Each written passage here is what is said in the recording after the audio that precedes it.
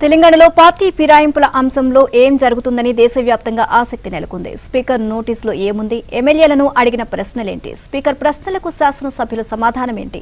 తెలంగాణలో ఉప ఎన్నికలు తప్పవా?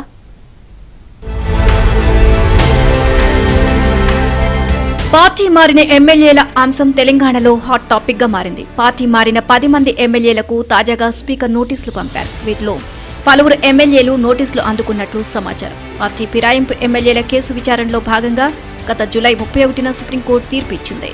3 నెలల్లోపు అంటే అక్టోబర్ 31 లోపు స్పీకర్ ఏదో ఒక నిర్ణయం తీసుకోవాలని న్యాయస్థానం ఆదేశించింది. ఈ అంశంపై 4 రోజుల క్రితం న్యాయ నిపుణులతో చర్చించిన స్పీకర్ శుక్రవారం 5 మంది ఎమ్మెల్యేలకు, శనివారం మరో 5 మంది ఎమ్మెల్యేలకు నోటీసులు జారీ చేశారు. స్పీకర్ నోటీసులపై ఫిరాయింపు ఎమ్మెల్యేలను ప్రశ్నించగా కొందరు తమకు స్పీకర్ కార్యాలయం నుంచి నోటీసులు అందినట్లు ధృవీకరించారు. నోటీసులు తమ చేతికి వచ్చిన తర్వాత తమ న్యాయవాదులతో చర్చించిన తర్వాత స్పీకర్ నోటీసులకు సమాధానమిస్తామని చెబుతున్నారు.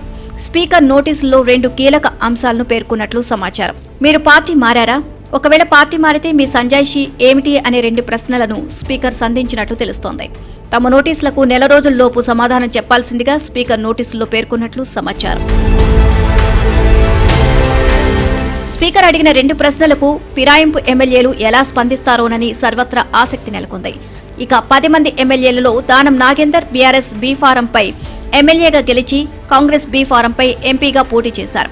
దీంతో పార్టీ మారాడు అని చెప్పడానికి దానం నాగేందర్ విషయంలో బలమైన ఆధారాలు ఉన్నాయి. మిగతా ఎమ్మెల్యేల విషయంలో మాత్రం పెద్ద ఇబ్బంది ఉండదు అని న్యాయ నిపుణులు చెబుతున్నారు.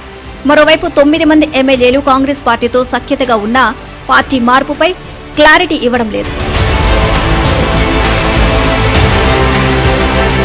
కొంతమంది ఎమ్మెల్యేలు ఉప ఎన్నికలు వస్తే ధైర్యంగా ఎదుర్కొంటామని చెప్తున్నారు. 1-2 ఎమ్మెల్యేలు మాత్రం తాము బీఆర్ఎస్ పార్టీలోనే ఉన్నామని చెప్తున్నారు. అయితే నోటీసులకు సమాధానం ఇవ్వాలని స్పీకర్ ఎమ్మెల్యేలకు ఇచ్చిన నెల రోజుల సమయం తమకు సరిపోదని, మరింత సమయం కావాలని అడగాలని ఎమ్మెల్యేలు భావిస్తున్నట్లు సమాచారం.